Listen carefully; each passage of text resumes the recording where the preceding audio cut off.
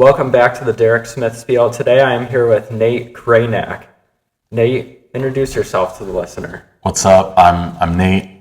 I've been asking Derek to be on this. I've seen a lot of the clips from my friends.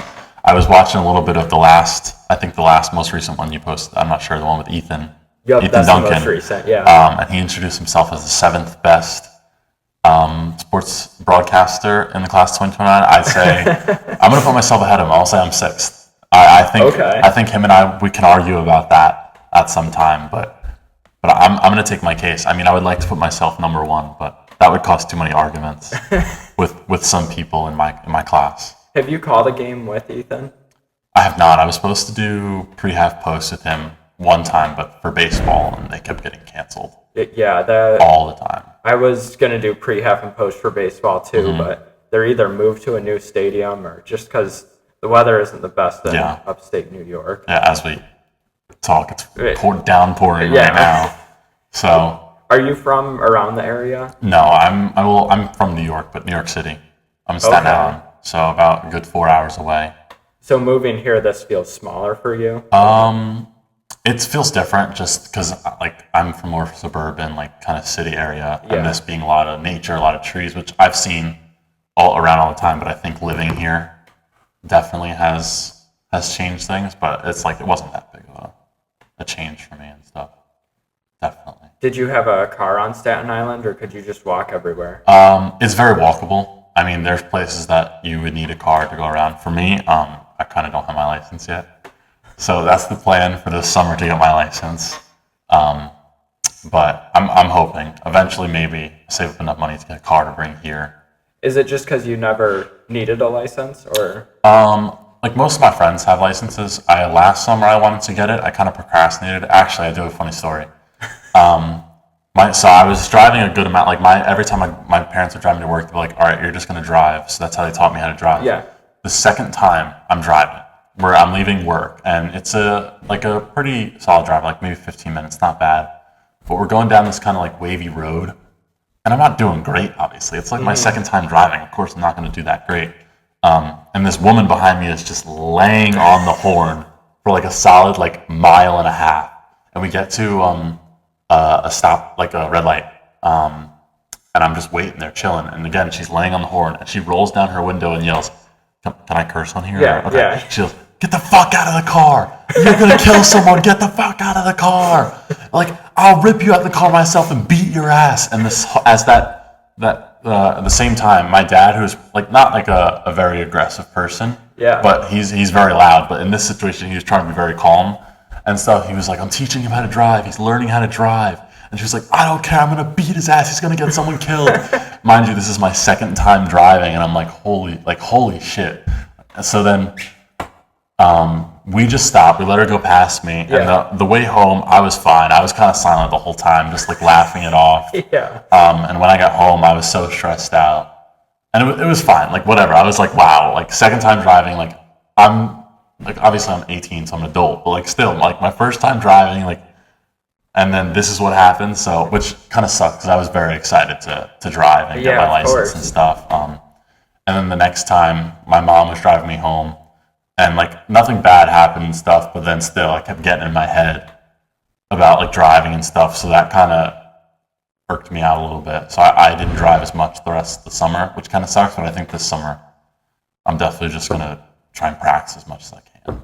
So I need to get my license. Do you know what was it? Were you going too slow around the curve, or why was she so pissed off? I think maybe I kept braking a lot too much because it was it wasn't just one curve. It was a lot of a big windy tight road. So I guess I was just braking too much, or my brake lights were going off too much. So she just was, I guess, too close to me and was in risk of getting hit. Which I understand, but we also have a new driver sticker on the back too, so she could know that's what those are for. But again, I guess she was just having a bad day or whatever. Yeah, but road rage on your second time driving. Definitely. That's rough. I mean, I feel what my dad was saying after that, he was making jokes about it. Just that means you might not have an experience as bad as that ever again driving. So you kind of got the bad out of the way. No kidding. And the rest of the time you're driving will be, obviously, worse things could happen. But you kind of got a bad experience out of the way, so you know how to handle a situation like that. You know what to do, which like kind of made me feel better. But again, hoping this summer I have a lot more time to just drive and actually get my license. Although I don't think I'll bring a car up to school. But again, my friends are, if I'm hanging out with my friends, like I'm always relying on my friends to drive at home. So if they're not, like, I can drive myself places, I can go out really whenever I want and stuff, and it'll just be more convenient, of course. That's how my Uncle Tommy was. I can't remember how old he was when he got his license, but he didn't get his license in high school because all of his friends were older, so he just had his friends drive him everywhere. Yeah. So, and mistakes, unfortunately, are just a part of driving. No, yeah, of course.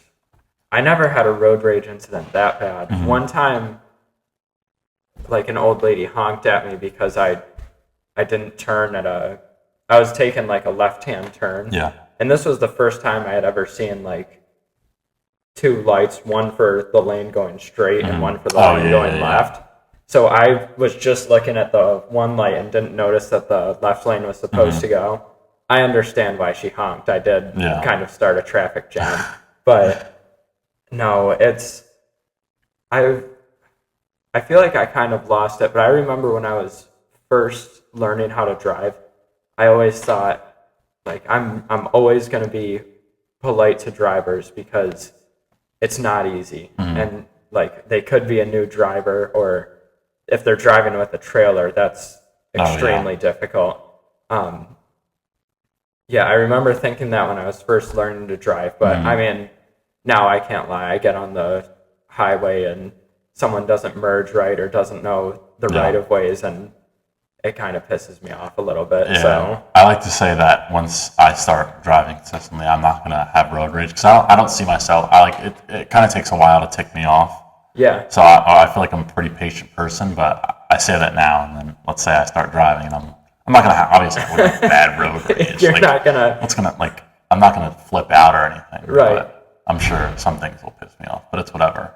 I remember another time, which I realized when, like, the difference of being in the passenger seat, like front seat compared to the driver, like you fully understand and feel the responsibility like of driving the car. So that was a big difference for me. Also, I'm sure everyone's so like hyper aware of everything that's happening, which you should be. Yeah. There was one time when I was little, my dad and my older brother, I was maybe like 8 at the time. I was in the back seat. We were driving to the Basketball Hall of Fame, which was pretty cool. And we were on like the left lane in the highway, and this like huge truck is just merging to the left. Mind you, we're like next to us merging to the left. My dad was just laying on the horn and stuff. Oh my God, I was so scared. So I think that also, like, sometimes I remember that, and then that kind of gets me in my head. But like, things are always going to happen like that. You just can't let them kind of bug you or mess you up next time. Semis are tough too because there's so many blind spots that they have. Tell me about the Basketball Hall of Fame. Oh, that was so sick. I would definitely go back. It's in, where is it? Is it in? No, it's in Massachusetts. Okay. It was really cool. Like, they had all like the evolution, like so many players' jerseys and stuff, so much like memorabilia, which is so sick. There's a picture of me and my brother. I have my oversized Cavs LeBron jersey on. It's like my knees standing next to like a picture of Patrick Ewing, and it's like I'm like this big and he's like 7 feet. It's a life-size picture. Yeah, they have like a bunch of things with like different life-size players. They have like Curry, like Kyrie, a bunch of like old players and stuff. So I always felt like I still play a lot of 2K. Yeah. And I think that's where I get a lot of my ball knowledge from. So I know a good amount of like old players, or just like players that people wouldn't know. So just going around and seeing all these like old like players and all this old like memorabilia was really cool to me.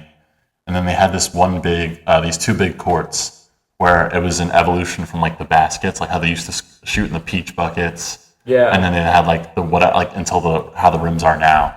So it was pretty cool and stuff. There wasn't that many other people there, so it kind of wasn't like crowded or anything. And then they had like the whole store after. So I think I got like do you know who Chris Mullen is? I don't think so. Okay, No. some guy who played on like the Warriors in the '90s. I was just like, I like playing with this guy in 2K. Let me get his jersey. Yeah. So, which is pretty cool. I like to like collect like some pretty niche jerseys too. It should be sick, but they're so expensive now. Yeah. Definitely. Do you have like do you frame the jerseys? Do you? No, I mean I'd rather just wear them. I feel like Yeah. if I'm gonna like to frame, like if I had like a setup, like just like a room where I had like a couple frame jerseys, that'd be cool. But I personally would just like to wear them and stuff. And it's not like they're signed or anything. Is the Mullins jersey your favorite? Um, Probably not. I have like a Mavs Luka one, Okay. which is kind of cool now because it's not on the team. And then I have another LeBron Cavs one, but it doesn't fit me anymore. It's like one of the yellow jerseys that they had back in like 2016. I have a Giannis Bucks one, which is cool. And then recently, my dad got me a Jalen Brunson jersey. So I've kind of been stocking up on the Knicks jerseys. I have like a Jalen Brunson one, OG Anunoby, and then the Knicks Kristaps Porzingis, which is pretty cool. You're a Knicks fan. Yeah, big Knicks fan. So, Have you been to? They play in MSG, right? Yeah. Have you been there to I watch have. a game? I've been to a Knicks game, not in MSG, in Barclays, Okay. where the Nets play, because it's so much cheaper. And honestly, if you go, it's all Knicks fans.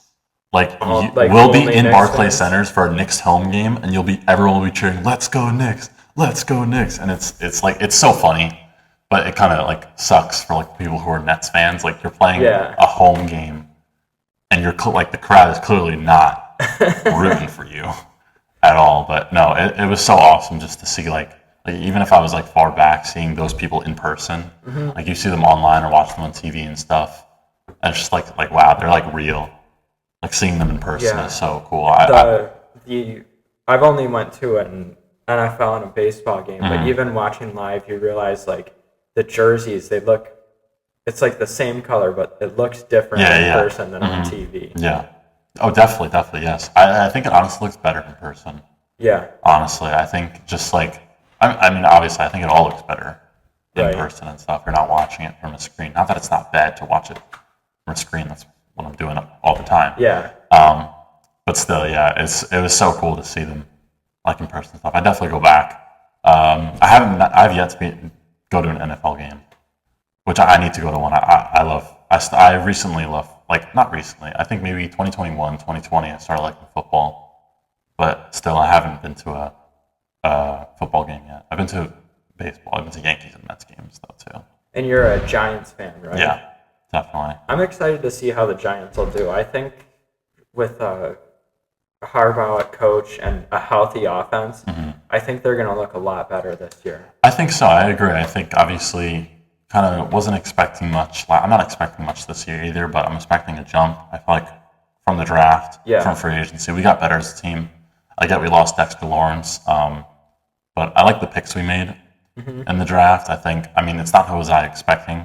It's not who I was expecting that we'd get. I didn't think Arvell Reese would fall to us. I thought it was going to be either Carnell Tate and Caleb Downs or like Sonny Styles and Caleb Downs.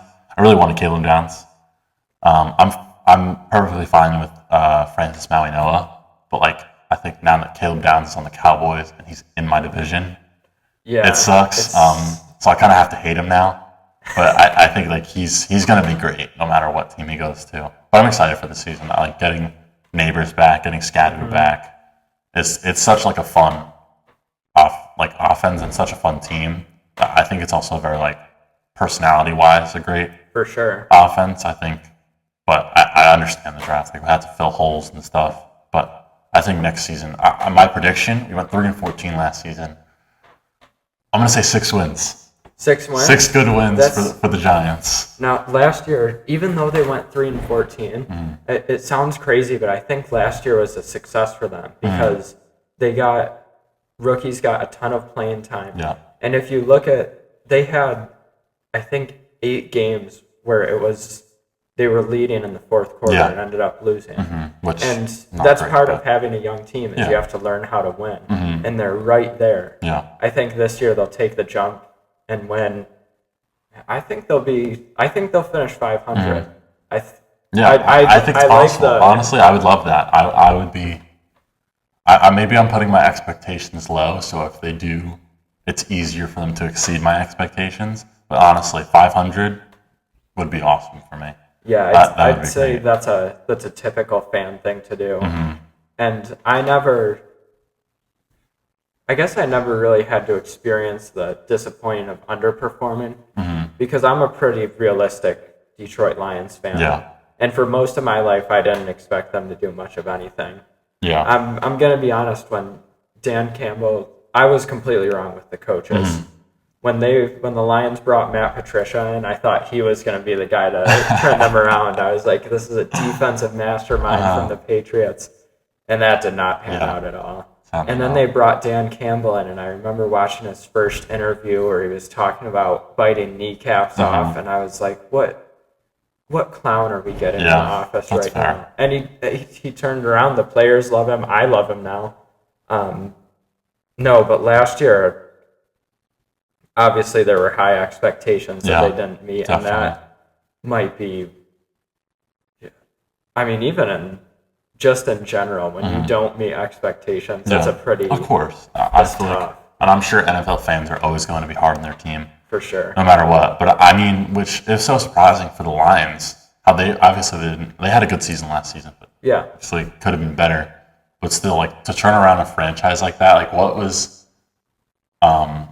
it, like, going 15-2, like, 2 years ago, winning the, like, conference championship as the Lions? Like, that's unheard of. It's like the Browns doing that.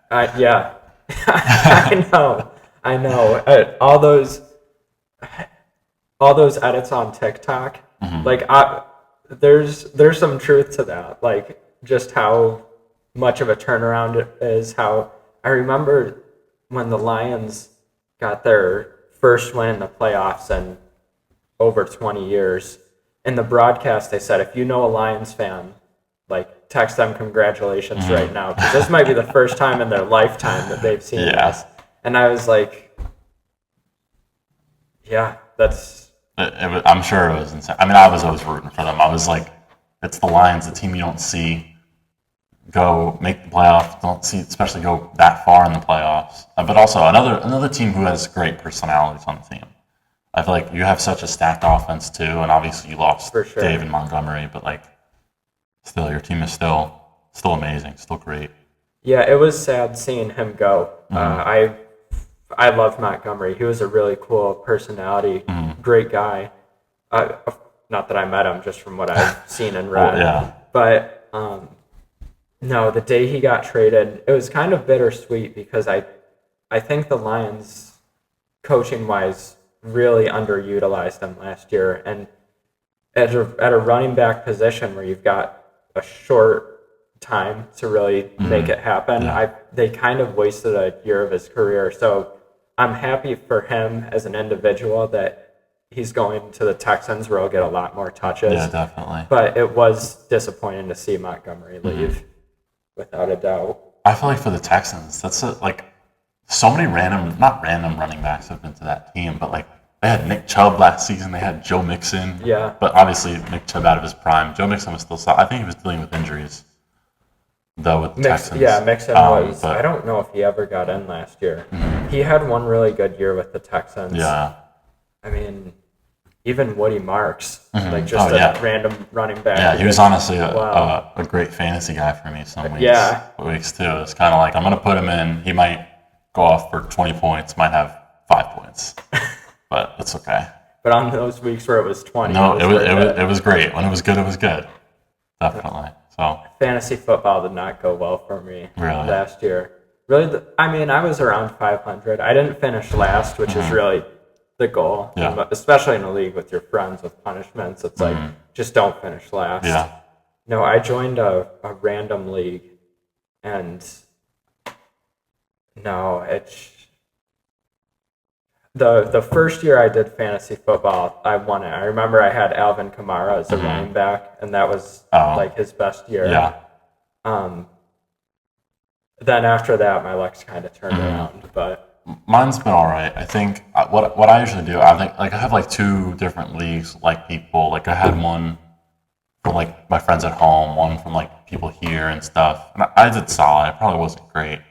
My first year actually did fantasy. I also won my championship too. The thing with that, we all put in was like 10 of us. We all put in $20. Well, $20. I don't remember. It was like $20 or $50. It was money.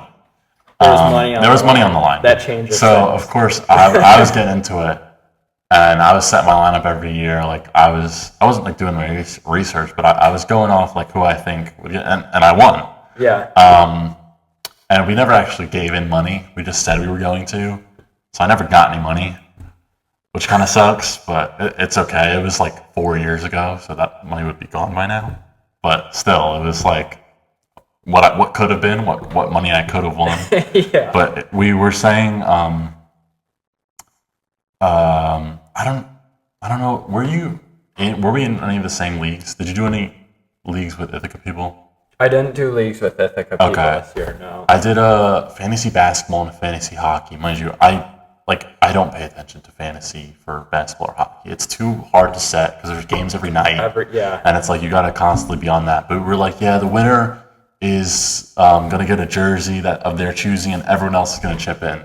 So as these like fantasy seasons are winding down, you have like some people like being like, oh yeah, I set my lineup every week, I'm winning. Like we're like, nobody's chipping in for a jersey. Like we're not like we maybe said it week 1, yeah, we're gonna all chip in for a jersey. No one's paying attention to it anymore. Like it's not like nobody really cares. Like it's whatever. But it was kind of funny how we say this and the promises are not kept. But, yeah, it's really, if money's on the line, it's almost got to be like, if you don't pay, you don't enter, or else it's just not going to happen. Yeah, but I think it was the fact that since nobody was like kind of getting on people for paying, and then nobody paid. Right. So it wasn't like anyone was losing money, but no one was winning money. So it was just kind of like a sad thing. Have you ever done a league where there was a punishment? Yeah, we did a milk mile one year. Oh. That was in high school. Oh my gosh. I think I finished. It was a small amount of people too. It was in basketball, and I don't know much about basketball. Everything I know is probably from 2K. I don't watch the games, but yeah, that milk mile. I give the guy credit. He made it, I think, half a mile in and half a gallon of whole milk before it came back up. Yeah, but I could never do that. I don't know if this might be a hot take. I despise milk. Just like I can't drink milk. I haven't drank milk in like years. Like since I was like really little. Not even chocolate milk? I can maybe get down chocolate milk, but it's just like not my drink of choice.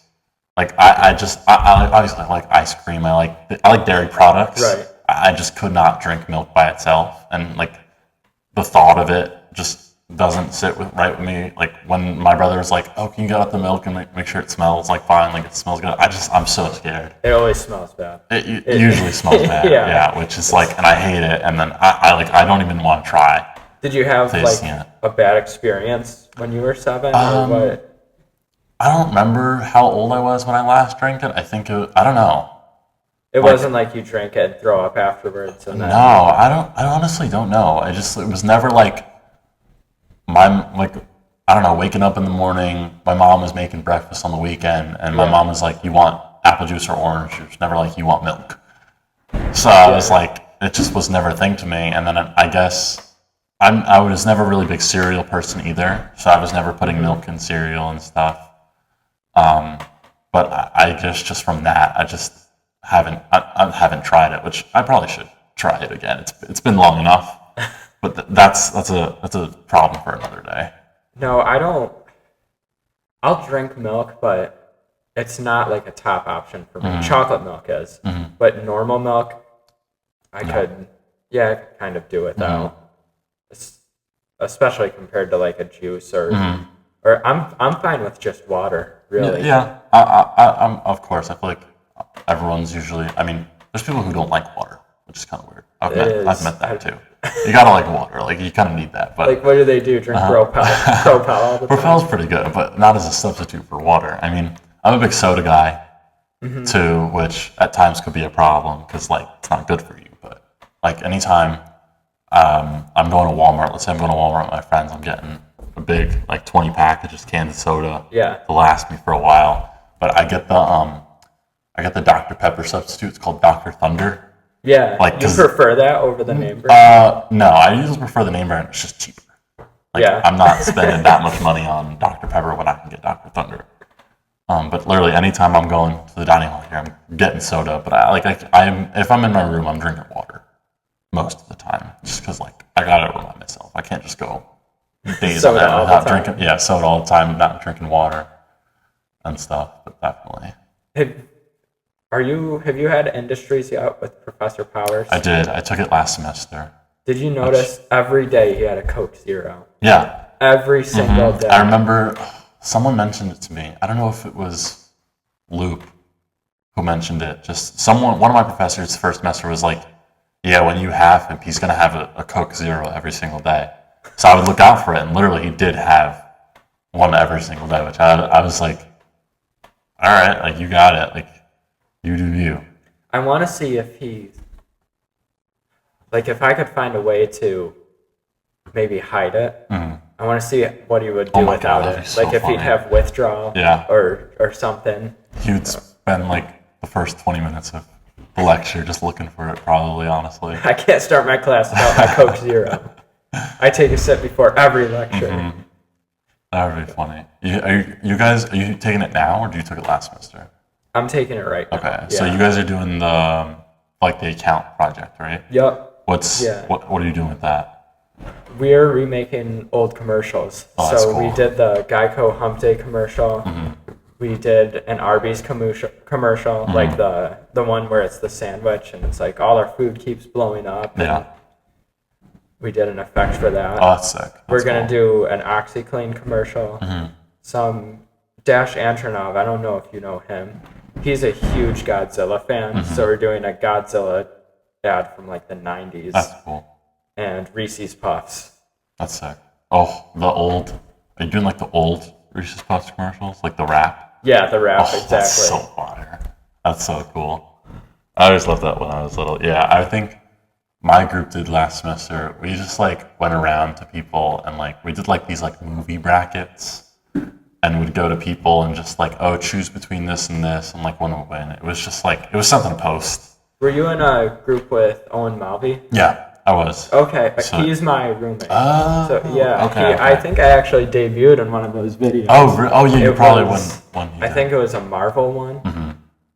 Yeah. Okay, yeah. I watched the Christmas one and I I can't remember what movie won, but kind of annoyed me because I was like, that is not the best. Good. Then that means. I should have commented. The videos were doing good. People were actually getting annoyed about it. It was engaging content. No, Definitely. that's one thing kind of crazy to think is like I don't get any hate comments or anything like that. Yeah. But sometimes I think people don't realize that if you see a video you don't like and comment on it, since you interacted, there's more chances of more people seeing it. Like you're just helping people out. Literally, and it's only going to make you more mad. Yeah. I have one friend, he makes YouTube videos too now, and like he's kind of always had, like we would always be in videos with him and stuff, but he just like he started, he like saved a lot of money, so he got like a lot of good equipment and stuff, and starts posting more regularly now. And he'll like send like a hate comment to our group chat, and we'll all just find it and like defend him, like, why would you say that, blah blah blah, just like straight, like not like being mean to someone, but just like start like defending him and stuff. And it's so funny because then that person just gets like 8 different comments about just like for one random hate comment that he put on his YouTube. But yeah, it's like some hate comments are so dumb. It's like people complain about the stupidest things. I've only gotten 2 comments. One was because I mispronounced someone's name. I was doing this was while I was still in high school. I did this, not a vlog, but it was kind of an experiment. I wanted to see if I could I had this like fake gambling app on my phone, and I wanted to see if I could make profit gambling. And I bet on a UFC fighter, Steve Urkeg, and I think I pronounced his name Ursag or something like. I didn't pronounce his name right. Yeah. And some guy in the comments was like, "Oh, it's Ekrig, you casual." Like, and I was like, "Whatever." Are we serious? Like that ticked that guy off or what? No, I get it. Like, I should pronounce names right. That is a big thing in sports media. Well, of course. That one I wasn't too hot about. One person, this one I took personally, they said I needed to upgrade my Subway Surfer abilities. Oh my gosh. I was Yeah, like, I'd be mad. Yeah, come on, bro. That's that's the main thing I post. I'm going to have to go on a Subway Surfer grind now. How long have you been posting? I've been posting. I started the podcast my junior year, but I would kind of take breaks over the summer. Yeah. I've been posting consistently with the short clips for, maybe 7 or 8 weeks now. So, yeah, I've gotten into a pretty good rhythm. That's pretty good. Yeah. Definitely. That's really good. I want to keep it going. You had a YouTube or a couple of YouTube channels in high school. Oh, no, not high school. No, not still? You still? No. I stopped. I made an account when I was little, actually. My friend would come over after elementary school. So we're 6, maybe 7. No pun intended. And we would film these fake horror videos in my basement. And I would post I would make random Lego reviews of just me talking to the camera, and I'd beg my mom can I please make a YouTube channel? Please make a YouTube channel. She's no. So it'd just be videos for myself, but I'd be talking to no one. Yeah.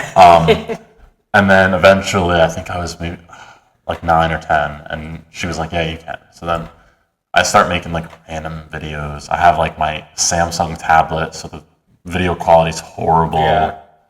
And then we would again just make just random horror videos. I had so many stuffed animals in my basement. So, and they were all in this one I guess a laundry basket. So my friend would hide in the laundry basket. Okay. And we'd be guys, I'm looking at this haunted house and stuff. And he would come out and attack. It was so stupid. It was so stupid. But they were so fun to make. So in elementary school, I would do that. And then middle school, I actually had one YouTube channel, but I changed the names. My original name was Crazy Nate 23. Okay. And I don't know if have you had Jack on this podcast yet or no? The Lenskins? Yeah. No, I haven't. Okay. Well, so anytime he sees me now, he says, what's up, Crazy Nate 23? And his Instagram name or old YouTube channel name was Snowfall 2K7. So I'm what's up, Snowfall 2K7? And he just calls me that all the time.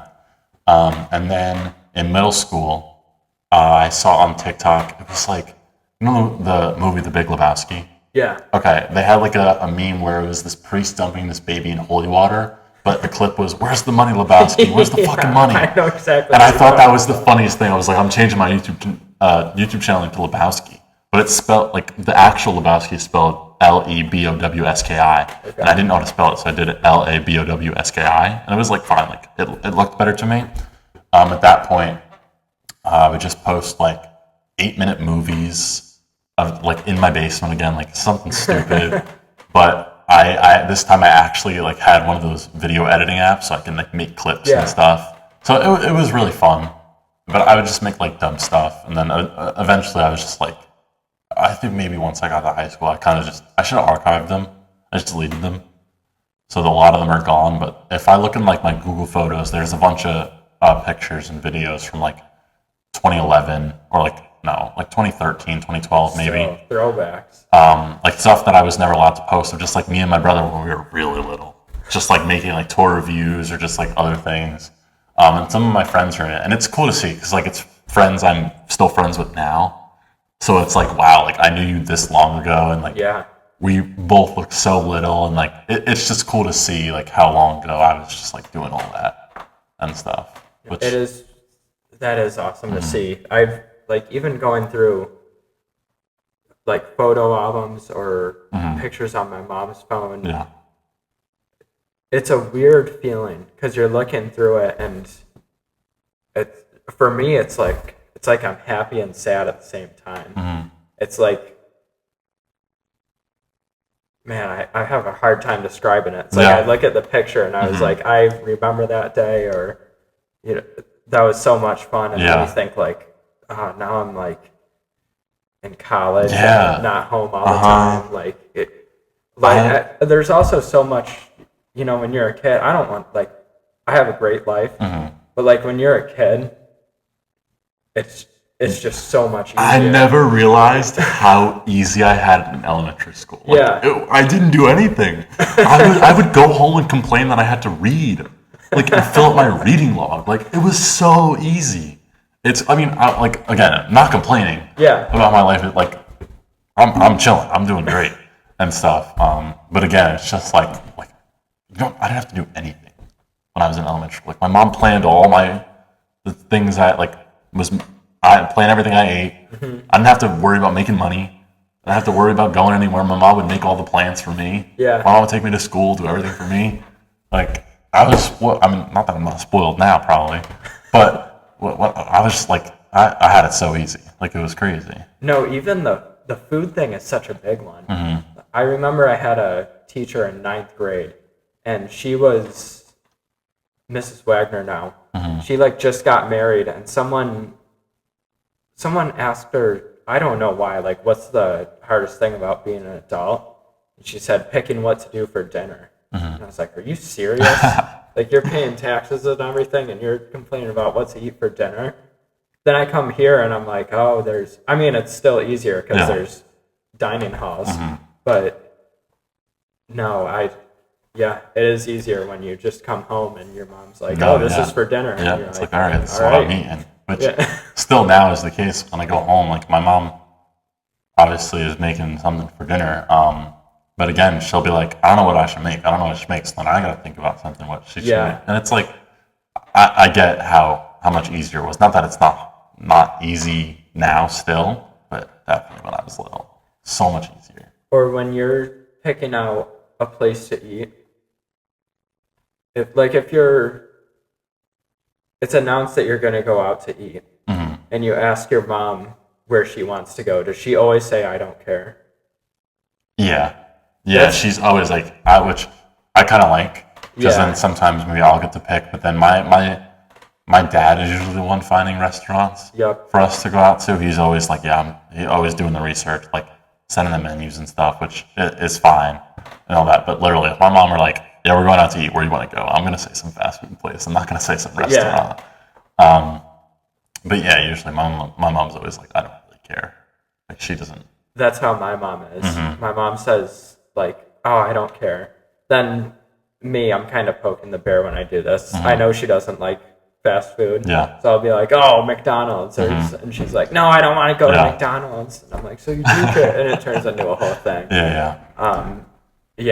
That's kind of similar. It doesn't. When I was little, I would always ask my mom, can we go out to eat? I just really liked going out to eat. Or just like obviously getting fast food, but she was always like, no, like I'm making something, which is fine. Like, obviously now I don't really care, but I think now that I kind of am working sometimes throughout the year, like definitely in the summer, DoorDash is kind of it's just I gotta lay off the DoorDash a lot too. Are you do you do deliveries, or you just order on DoorDash? No, I just order on DoorDash. So I think maybe once I get my license, I would deliver on DoorDash, because I know a couple people who've made money from that. Too, that would be good. But again, like, if there was like a pie chart of where all my money was going throughout the year, like a good chunk of it would be DoorDash, which is kind of a problem. But it's like, me and my friends, we whenever we hang out, like usually like during the summer when we have a break and we're all home from school, we just like to go around, like drive. Like, one of my friends will drive around, we listen to the music, and we just drive around laps, like around the area. And we always like, we call it like we're gonna munch. Like, what are we about to munch? What are we gonna munch? What are we gonna munch? And it's always like something different every time. So that's where all my money's going, because we're just like driving around, maybe going to 7-Eleven, getting something, going to like Dunkin' Donuts or Baskin Robbins, getting milkshakes. And it's like, sometimes it's a nightly thing. So that's all my money's just going away, and I have to like understand, okay, like I gotta chill. Like, I can hang out with my friends without having to order food. And every time, like, let's say like we're sleeping over each other's houses or something, gotta get something to eat. Of course, gotta order something. So, but I thought it would stop when I got to school. Like, I'd be like, I go to the dining hall all the time. No, I'm getting a good amount of Taco Bell. I started keeping, so when you order Taco Bell, they have like put like stickers on the bag. Yeah. So I've been keeping the stickers and putting them on my dresser to count like how much I've ordered. But some misconception, there's a bunch of them on there, but one sticker does not equal one Taco Bell order. So it looks like, because there's like a lot of them, so it looks like I've ordered Taco Bell so many times, but it's just a lot of stickers. But not that anyone here if anyone was listening, they would know that or see my room with the Taco Bell stickers, but just putting it out there. What's your favorite fast food spot? Is it Taco Bell? It might be Taco Bell. It used to be Popeyes. I used to love Popeyes. I would get that all the time. Taco Bell is really good. Do you count Chipotle as fast food? I would count that as okay, fast food. Chipotle's up there too. I mean, Chipotle is pretty expensive, so I don't get it much. But again, like kind of McDonald's too, like the old reliable. McDonald's is great. Like the pinnacle of fast food. Literally, right there. it's like, and it's everything. Everything there is pretty good at McDonald's too. Like I don't think there's anything like bad at McDonald's. So, what about you? I haven't been to a Popeyes. Mm-hmm. I really want to go to one, Mm-hmm. but it's so hard to narrow it down to one. Would you count Five Guys as fast food? Yeah, I count it. Then I know that's like borderline. So if Five Guys doesn't count, I might have to go McDonald's. Mm-hmm. But Chick-fil-A is good. Really? Have you been to high. Chick-fil-A? I've been Chick-fil-A. Yeah, I'm not that high on it. I like their chicken sandwiches. Yeah. I don't care for their nuggets. But I don't know. I've never been that big on Chick-fil-A. Like I said, if I'm gonna get something chicken, I'm gonna go to Popeyes. Yeah. Usually. But I think also because again, when I would order on DoorDash, they always had buy one get one free chicken sandwiches. So I'd be getting the spiced chicken sandwich all the time. It was a buy one get one free. Yeah. And it was cheaper and stuff. But I think that's what. But I think I got it too much to where the point it's just not that good to me anymore. Yeah. And stuff. But again, I think plans for next school year to lay low on the DoorDash, especially, and just utilize the dining hall as much as I can. That's what I've been trying to do. I also I guess I kind of play this game because it annoys me. Like, when you get to college, you see, like, just how many things they charge you for. They're kind of unnecessary. Yeah. So I kind of think, okay, I see a sign, like a meal swipe is $14, and you get, I think 21 meal swipes a week. So I always try and use all my meal swipes. And I'm doing a terrible job of it, but I try and eat more than what I'm paying for, just to get back in, but it's not working. You gotta make that money back that you're paying for, which I get. Which honestly, like I have like the base. Is it 21 or is it 24? It might be 24. It might. I think you're right. I think it's 24, but still, like I didn't think that'd be enough. That's so much more than enough. I'm not going to the dining hall 3 times a day usually. And it's all you can eat. All you can eat, and they have so many selections too, which is so awesome. I've been to throughout the year. I kind of went to visit a lot of my friends just because they're pretty close to me in the colleges, and like their dining halls are not as good. Really? Yeah, I went to two of my friends go to Seton Hall, New Jersey. Yeah. Like theirs was like just the area of CC where it's like just the pizza, the sandwiches. And like pizza, sandwiches, and pasta. Yeah, like, that is literally like that's how it was. It was like that, and then they had like maybe like a burrito bar or burrito bowl, but it wasn't great. Yeah, and I was just like, wow, this is not good. Do you know what their drink options were? They have like similar drink options to us, like still all the fountains, which is fine. But again, I was just like, I could not do that at all. Yeah, I don't know why people are so hot about the dining halls here. Like, most of the people I talk to, they just say how terrible the food is. And it, like, taste-wise, I haven't had anything here that's phenomenal. But it's all, like, good. It's good food. They give you healthy options. Like, I don't know. I think people trash on the dining halls a little too hard. Yeah, me too. I remember, like, I saw a lot of things when I was like the summer before I came here, and it was like, yeah, the food's not good, this and that, and then I was like, I got here and I was like, this is pretty good. Like, I went before today. Like the dinner was really good too. and stuff. Like lunch is fun. Like it's I don't know. I never really had any problems with it. The only thing I don't like is the like for breakfast, the fake eggs. But I'm not a big breakfast guy, and I don't really go there for breakfast much. So I feel like that if there was an area where I'd be complaining, it'd probably be the breakfast. It's all right to me. well, that's kind of part of it too. Is I'm not a big breakfast guy. I like breakfast when I get a random craving for it at like 8 p.m. Yeah. And then you go on like a Denny's run or something. That's fair. Oh yeah. I know I'm not a big breakfast guy, but I'll never turn down like a good like diner run or like Denny's, like Waffle House. Like I haven't been to Waffle House actually. But You've never been to a Waffle House? No, there's like none near me. I went to one Waffle House because I was no joke down in Ohio. And there was a Waffle House, and I love waffles. Like, I'll argue waffles over pancakes forever. And I just had to go in. I ordered chocolate chip waffles. Ooh. What they did is they gave you a huge waffle, like a waffle the size of a plate. Yeah.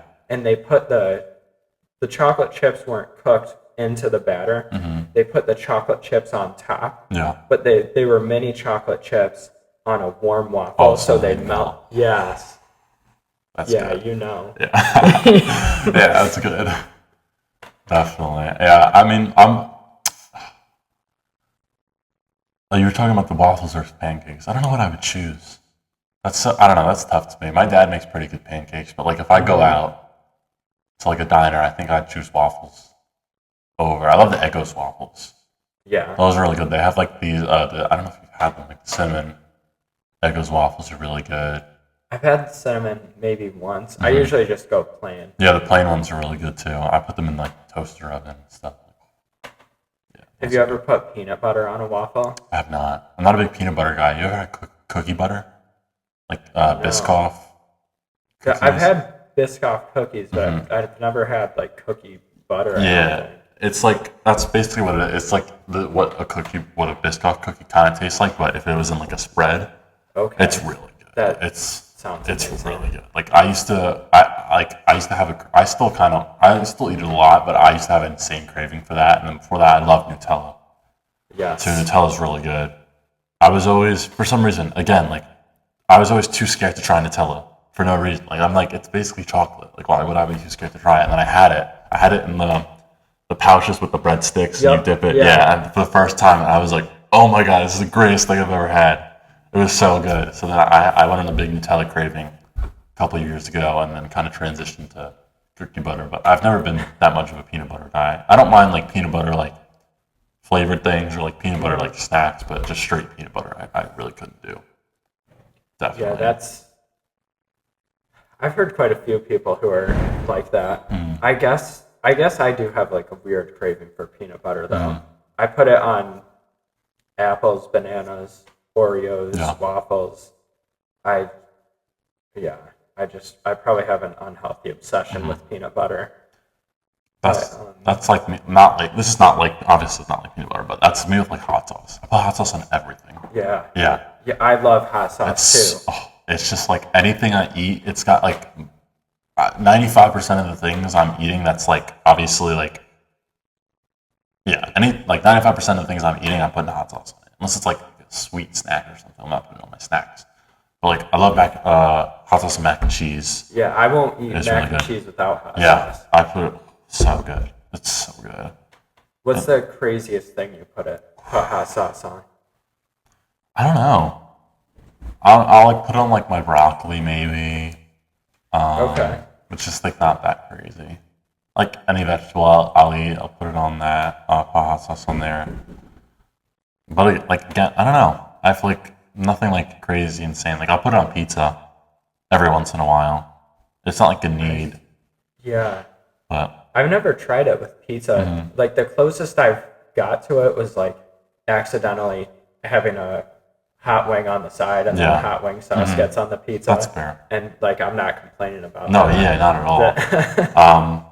But if I'm having pizza, I'm usually getting buffalo chicken pizza. So it's kind of similar. So there's no need to put hot sauce on it too and stuff. But again, like that's something. If you see me in the dining hall, I'll have, if there's hot sauce, I'll have the hot sauce with me. And like I have multiple bottles of hot sauce in my room if I'm making ramen or something, or if I'm just like always got to keep it with me or something. But definitely, yeah. What's your hot sauce of choice? I think the red hot like buffalo sauce. It's different than like the regular one. Yeah. But again, always putting that on. I mean, their slogan is like, I put that shit on everything. I put it on everything. I literally do put it on everything. It's so good. But some people have said to me that it's not like, not that it's not hot sauce, but it's too basic. I'm like, it's basic because it's good. Yeah. Like people are always like, oh, you don't have any like the ones that they have in restaurants and stuff. I'm like, why do I need to? Like those kind of taste different. I think I like the red hot.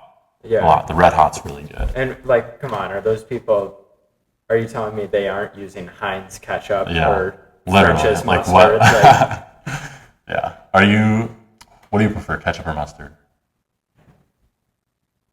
If I had to choose one, I would choose mustard just because you can put it on more, and there's more variation with mustard. That's fair. Like, there's sweet mustard and spicy mustard. Yeah. But I do love ketchup. You're more of a ketchup guy than mustard? I don't know. Again, like now thinking about it, there probably are more things to put mustard on than ketchup. Like I'm really putting, if I'm choosing a different sauce, I'm choosing hot sauce, but like, I guess, I'm putting ketchup on my burger. That's really it. Like I'm putting mustard on a lot of other things.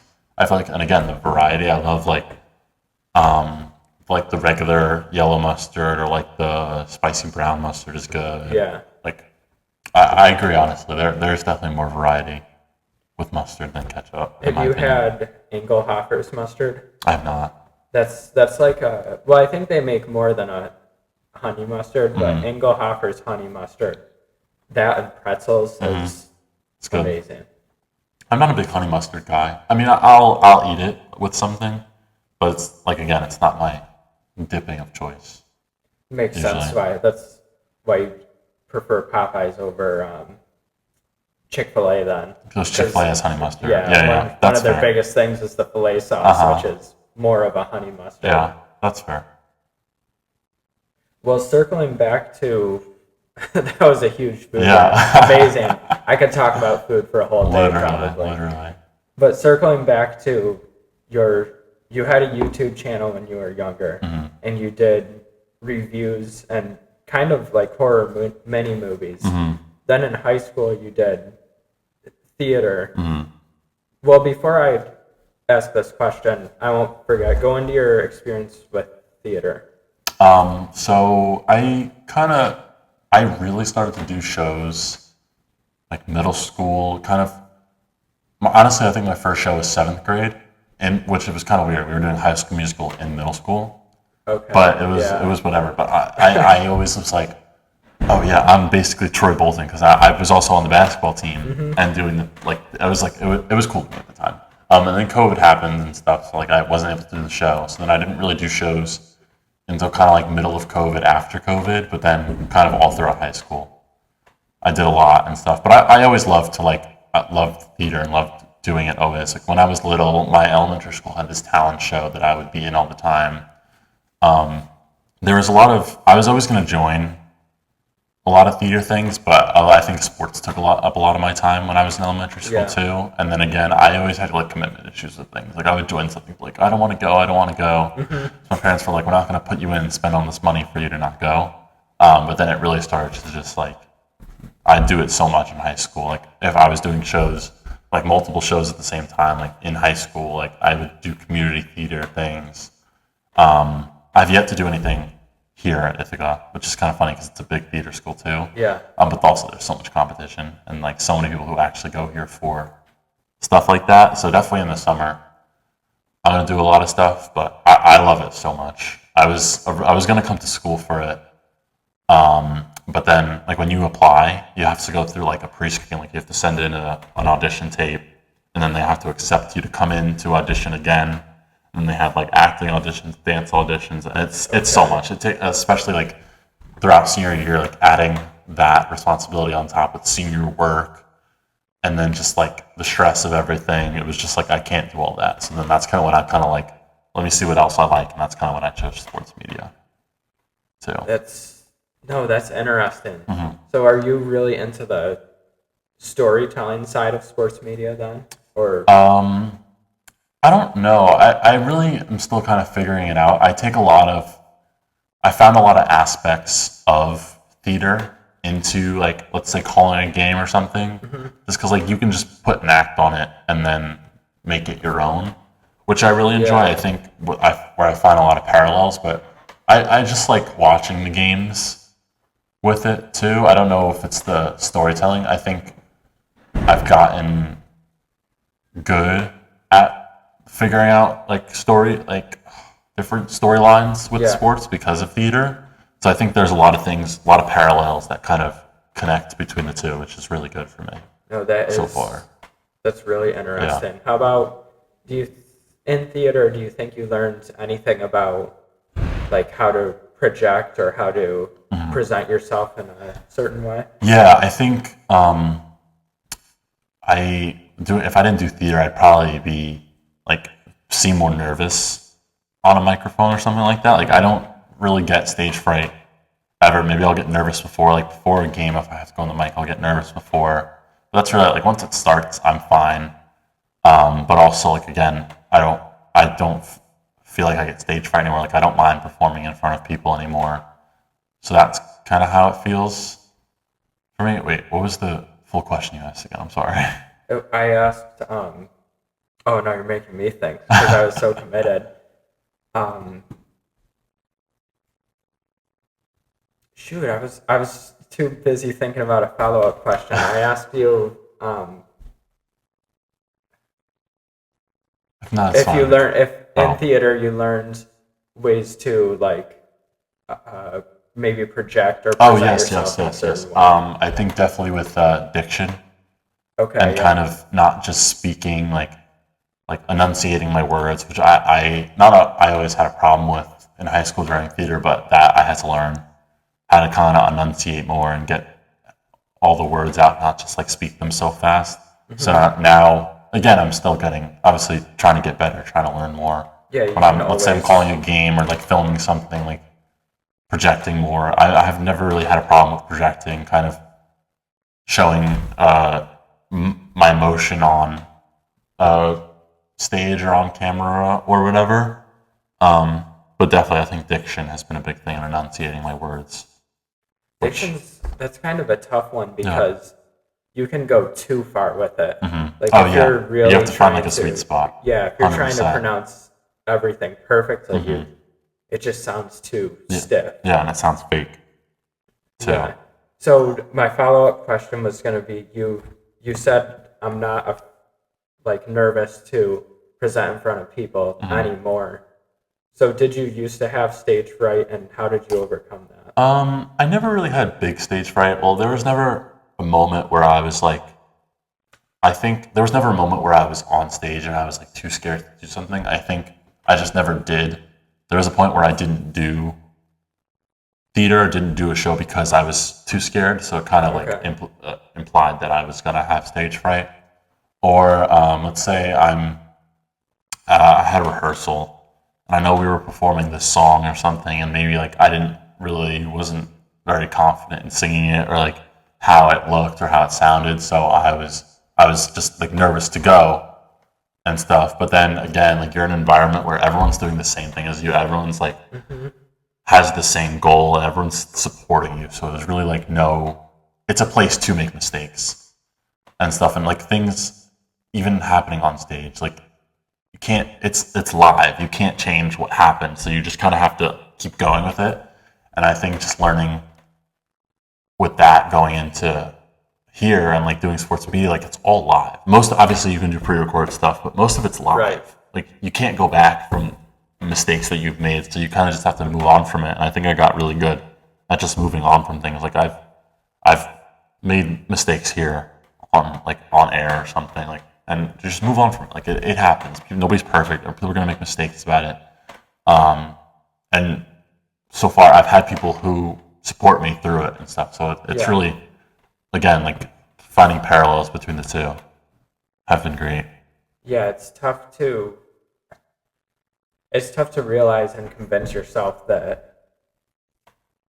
you're going to be okay going for it. The hardest step's the first step, and sometimes you've got to look for them. Yeah. But there'll always be someone out there who's going to try and help you. Yeah. Especially in the world of media, because everyone knows what the starting point feels like. And even though it's competitive, there's always someone out there who's willing to help. Definitely. I think I've realized that a lot here. Like, everyone's here to help you and stuff. Like, no matter what, obviously, like you said, it's kind of a competitive market. Yeah. But still, like, people are going to be there to help you and be there to support as much as they can and stuff, which has so far been the case for me, at least, definitely. And I've kind of putting that into, like, the opportunities that I got here, and what to do here, like calling games and stuff. It's like, I never did that before high school.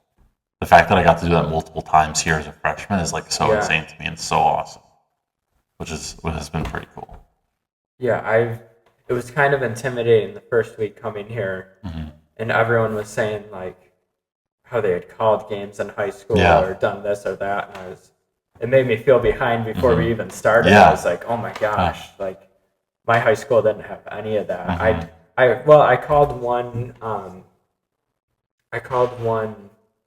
homecoming game, which that was, and we had this thing called the Powder Puff game, where the girls play flag football and the guys cheerlead. It was like a reverse role thing. That's cool. So I called that. That was like a fun thing to do. But like, that was just two things, and it sounded like these people had people here had a whole resume. Like two experimental. Yeah, like, I literally have never, like, I came in here knowing nothing, and it was like it was kind of tough at first, like, seeing how other people did stuff beforehand and all of that. So that again, like, I agree, that was pretty intimidating. But I remember one of the first radio meetings when they had us, like, meet some of the upperclassmen and stuff. I was just mentioning, I was like, yeah, like, I've never done this before. I didn't do anything in high school. And, like, one of the guys was like, yeah, like, me too. Like, you'll learn, like, you'll understand. Like, everyone's here to help you and stuff. So it's really been awesome. And just, like,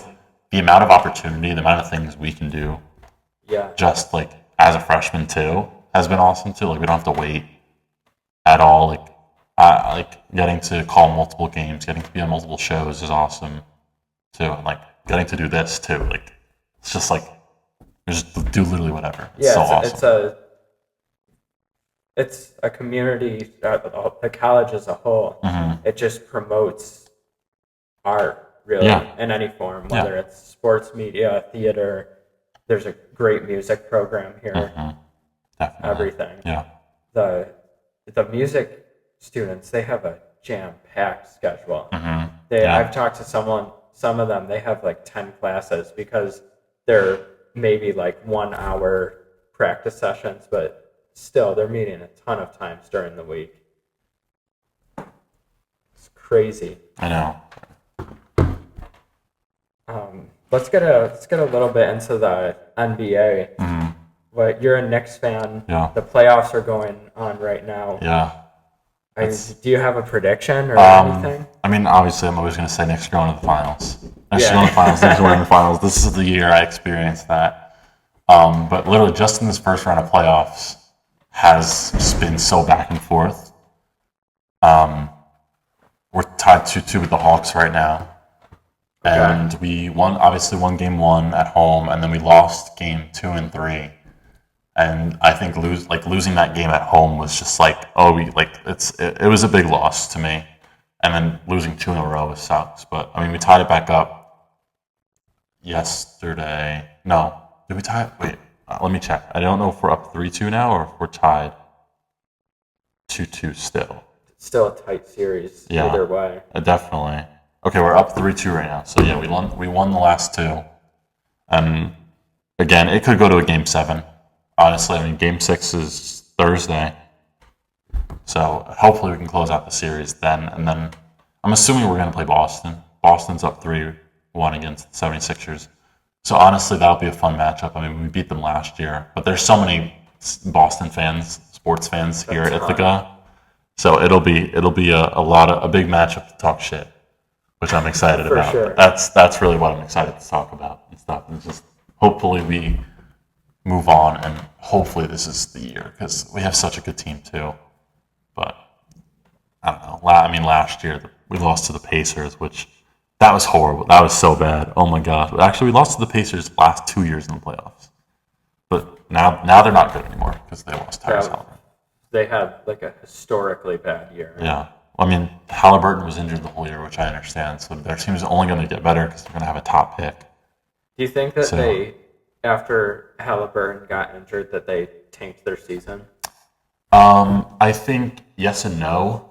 I think they knew that they could get a top player in the draft because this is such a good draft coming up. But also their team kind of isn't. Their team is solid besides him, but he's your best player. Obviously, without your best player, your team's not going to be as good. But again, I think they definitely tanked a bit. There's no way they lose him and now their team becomes a bottom 3-team league. But also, something that's cool, they traded their first round pick this year to the Clippers. But it's like protected in a way. So if the pick falls between picks 1 and 4, the Pacers get the pick. But then if the pick falls between picks 5 to 9, the Clippers get the pick. So they're like taking a huge gamble on it. And I mean, I think they have some of the best odds in the league to get a really top pick because they're like one of the worst teams. Right. But still, if something happens or something goes wrong and they get a pick in that middle 5 to 9 range, then they lose that pick completely. Don't get any chance on anybody. But in that trade, they did get like a really good center in that trade. So if it works out for them, then their team just gets better and better. And I think they'll be back. The Pacers will be back in the playoffs again next year, and they could. I mean, we saw them make it to the finals last season and go to Game 7 with the Oklahoma City Thunder, which are insane.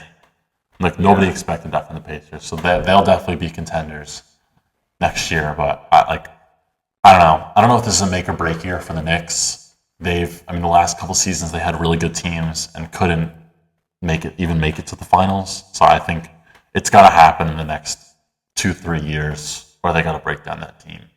I think because they spent so much money on all the players too, and it's just like, but I don't know. I want to see a Knicks ring in my lifetime. Definitely. Well, there's plenty of time to see it. Yeah. Hopefully sooner rather than later. Are you a Pistons fan? No, I don't really have a favorite basketball team. Okay. I guess like if I had to pick one, I guess the Celtics because they drafted me in 2K16. But no, I'm like I don't really follow a specific basketball team. Yeah. Okay. Yeah. I mean, so are you from Michigan if you're a Lions fan, or no? You're just a Lions fan? No, I'm just a Lions fan. I'm from Gainesville, New York, which is way up north. It's been a hot topic on the podcast, Gainesville, New York. But no, I'm a Detroit fan just because when I was like 5 or 6, my favorite animals were lions and tigers, and both of them were in Detroit. So that's just So just kind of got unlucky. Yeah. Now it's looking fine, but still, yeah. I mean, that's a good story to tell too. No, the Pistons were the 1 seed, correct? Yeah. And what are they down? They're down 3-1 to the 8th seed, which is rough. So, which that doesn't. I think it'd be if they lost to the Magic, that'd be the 7th time in NBA history that a 1 seed has lost to an 8 seed, which sucks for the Pistons because they're a really good team too. Yeah. But also it's one threat gone from the Knicks for me, so I'm not complaining. I'm not complaining at all. I think with the Celtics, Jason Tatum coming back was so scary to me because he came back so quick from that Achilles injury. So then I'm assuming we'll see him in the second round. So we won last year. So I think this year will be pretty solid, be pretty good, and it's going to be a good matchup definitely. But I just need the Knicks to finish it. I need the Knicks to make the finals once in my lifetime. I need to be at that parade. That'd be so sick. Oh my God, in Manhattan, just like that. Yeah, that definitely. That's like a dream. That'd be lit. For sure. What are the NBA play-ins all about? Because that was new this year, correct? No, that's actually been around for a couple of years. I think they made it in 2022. It's just instead of the 7th and 8th seeds automatically making it, they have tournaments so like the 9 and 10 seeds could possibly make it. So they play like the play-ins, the 7th seed and the 8th seed play a game. The winner becomes the 7th seed and plays the 2 seed. The loser of that 8th seed gets to play another game against the winner between the 9 and 10 seed. So then in the end, let's say, I don't know if am I making sense right now? Yeah, this is so the 7th and 8th seed.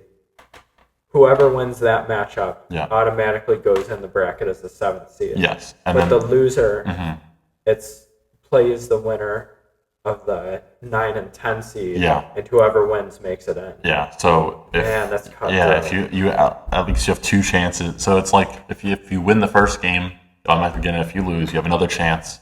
But then if you're the 9 or 10 seed, you have to win 2 games to get in. So it's so far works really well. But really, again, it's like usually it's the teams who are the 7th and 8th seed are going to make it. So I mean, I don't know if there's a 9 or 10 seed who's won and made it to the playoffs yet. I'd have to look. But again, it's usually just going to be the 7th, who are already the 7th and 8th seeds going to make it. So I think that's how it was this year. Is there just that much of a gap between the 7th seed and 10th seed teams? I don't think it's a huge gap. I think it's still competitive, but I think there's a clear difference in who's like obviously like they're the better seed. But I feel like this year they had the Charlotte Hornets with a 9 seed where I thought they could have made the playoffs too. They ended up losing in the second game to the Magic, but that was also a good team that like definitely could have made it. I think the Trailblazers though, they might have been the 9th seed and they made the playoffs. I'm not sure though, or the Suns. Too. One of those teams, because I know they're the teams that made it, but the Phoenix Suns just got swept by the Thunder already, and actually the Spurs just beat the Trailblazers, so both of them are out already. Are the plans are those 7-game series as well? No, those are just 1 game. Okay. Which I think makes it a lot better because there's automatic pressure from the beginning. Yeah. Like games that I don't think the NBA playoffs should switch to 1 games. I like the 7-game series. It makes it long. But again, if you're not getting a game 7 in every series, then it's like there's kind of a lack of pressure in it. They're still so awesome to watch, and I love watching the playoffs. Even when I'm watching the Knicks, I'm so nervous every single game. So I think if this game goes to a game 7 for the next series, then I'm just gonna be so off the rails, just like worrying the whole time. But yeah, I'm excited. I think we need to close out the series. I cannot lose another series to the Atlanta Hawks after what happened with Trae Young. That'll be horrible. But other than that, like, yeah. No, that's interesting. I wrestled in high school, and to qualify for the state tournament, they did in my section 5, top 2 went. Yeah. So if you wrestled all the way to the finals and lost in the finals, they did true second. So if you placed second but didn't beat the person who got third, then you have to wrestle to decide who goes to states. And what was interesting is if you watched it, the person who placed second usually lost because you just lost in the finals. Like that was your ticket to get in.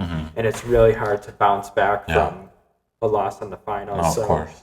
That would be interesting to see how it plays out in the NBA play-ins too, because it's a team game, so that adds a new dynamic. No, yeah, but definitely. No, it is. It's tough to bounce back after a loss that would have punched you a ticket. Oh, of course. I think you see a lot of. I mean, obviously, if you're a championship, you haven't lost, but still, like it's hard to see champions go back to back. Like the last couple of years. If you're the NBA champion, you usually have lost in like the second or third or the second round of the conference finals. But I think this year the Thunder definitely have the best chance going back to back. I think their team is so good. I feel like the only team that stands in their way is the Spurs. Like this, because the Spurs beat them multiple times this season. So I think in a 7-game series, I think the Thunder will still win because the Spurs lack playoff experience. But I think the Thunder could go back to back if I had to choose someone else other than the Knicks to win the finals. Well, is Wembanyama, is he still Is he in concussion protocol right now? No, I think he's back, Okay, actually. So I think he was just in the game that brought them to the second round. They just beat the Trailblazers last night, 4-1. So they moved on, and I think he was back for that game. But I saw a clip. He was kind of complaining about some of the doctors in the NBA, or like just how I guess his concussion protocol is like them helping him wasn't that good. But I think he said he was going to talk more about it at the end of the season. But I mean, I want to see him go far. I'm kind of happy that he's doing great and stuff. I kind of like rooting for like younger guys that are good Yeah. and stuff. Like, but he's insane. I mean, he just won Defensive Player of the Year. So I feel like at his age, he's insane. Like, it's crazy how good he is. Another young player, Anthony Edwards. He had a gruesome injury. Yeah, that sucks. That sucks so much. I mean, like, especially leg injury too. I don't think it was Achilles, but just like that would put someone out for like the rest of the season. But like again last year when we saw that happen, like Jason Tatum with the Achilles injury, Tyrese Halliburton for the Achilles injury, it puts them out for the entire season. Like you don't want to see that. You don't want to see a player, even if like you don't like them, be out for a whole season of their career. Like that sucks. That sucks a lot. But I think Anthony Edwards, if they win this series, he could eventually come back. I don't remember what the injury was though. I know he's supposed to be out for like a couple of weeks, but hopefully, I mean, they're up 3-1 right now. Actually, 3-2 against the Nuggets. So if they beat the Nuggets, they should have one more game, and then I think Anthony Edwards would be back in the second round. But we'll see. And I know Jokic got pissed off. I can't remember who, but they broke like an unwritten. Oh yes. It was. Explain that. Jalen. I don't know. There's two brothers. There's Jaden. I think it's Jaden McDaniels. Yep. They're up. The Timberwolves were up like however with like 5 seconds left, and Jaden McDaniels went up and just like scored a basket with like a couple seconds left. It was a wide open like layup and stuff. Like, and they were already up like 12. So I guess Jokic didn't like that, so he kind of pressed them for it. Which I never cared for unwritten rules. I think it's stupid. Honestly, like I get it. Don't be a sore winner. But also, what was funny was what Jaden McDaniels was doing. He tweeted out the night before, like calling all the Nuggets players bad defenders. Like he was calling them out by name. He was like Jokic, Jamal Murray, Aaron Gordon, they're all bad defenders and stuff. Okay. And then backed it up the next night. He had like 21 points, 10 rebounds, and they won the game. So I understand why Jokic is mad. I think there was a lot of build up. Yeah, too. It sounds like that one was a little deeper than just an unbroken, unspoken rule. Yeah, for sure. But no, that's a lot going on. Yeah, definitely. It's like, which I like. Again, I think the unwritten rule is so stupid. I feel like if you're gonna get your points, like honestly, get your stats, get your points. I get rubbing it in, but it's whatever. Move on to the next game. Worry about that one. Do you have a favorite player to watch? Or just a favorite player in general? Well, I mean, right now, I think Jalen Brunson's one of my favorite players. I've always been a lifelong LeBron fan. Yeah. I like LeBron. Like the Miami Heat were my favorite team when LeBron was on the team. Which I was like being a bandwagon, but I was like 5. Doesn't matter. And then when he went to Cleveland, I became a Cleveland fan. And then when he went to the Lakers, I didn't become a Lakers fan. I think I was old enough to where I was like, I don't want to be a bandwagon, so I'll stay a Knicks and Cavs fan. I still like the Cavs. I'll still root for the Cavs, but like I don't care as much as the Knicks. Like I'm more of a Knicks fan now, but still LeBron has always been my favorite player all the time. I actually have a poster of LeBron James in my dorm. But is it the one with D Wade? No, it's just him in a Lakers jersey, and it has like LeBron James on it. Sweet. Yeah, it's still awesome. At home, I have this one that I got from like TikTok Shop. It's like LeBron, Jordan, and Kobe just walking, and it's like a painting of them. It's pretty cool. But I have that in my bedroom at home. But again, yeah, I have the poster of LeBron. I have a small like little picture that I printed out of LeBron when he won the 2016 championship. So it's kind of funny if like if you walk into my dorm and there's just multiple pictures of LeBron there, it's kind of funny. But yeah, I'd say he's my favorite player all time. Like when he retires, like it's gonna be crazy for me. When he retires, it's gonna be very insane when he's not playing anymore. Now, that's your favorite player to watch. Mm-hmm. How about your favorite player to play with in 2K? Ooh, there's a lot of really good players. Klay Thompson's really good. He has a really good jump shot in 2K. J.R. Smith is fun. Okay. He's really good because like they have like the old teams. So when he was like in his prime and stuff, like he's a really good dunker. Tracy McGrady's really fun Oh, yeah. to play as. Curry is always like the cheesiest player to play with in 2K, like, honestly. Wemby's fun because it's like recently. He's pretty like he's insane. Like he's so tall that you just back someone down and then post fade and it goes in every time. He's pretty good to play with in 2K. But there's a lot of good players and stuff. But I play. Have you played like Madden at all? Yeah, I Do play you know like the MUT mode? Like, Yeah. Yeah. So I play like my team in 2K with like the cards and stuff.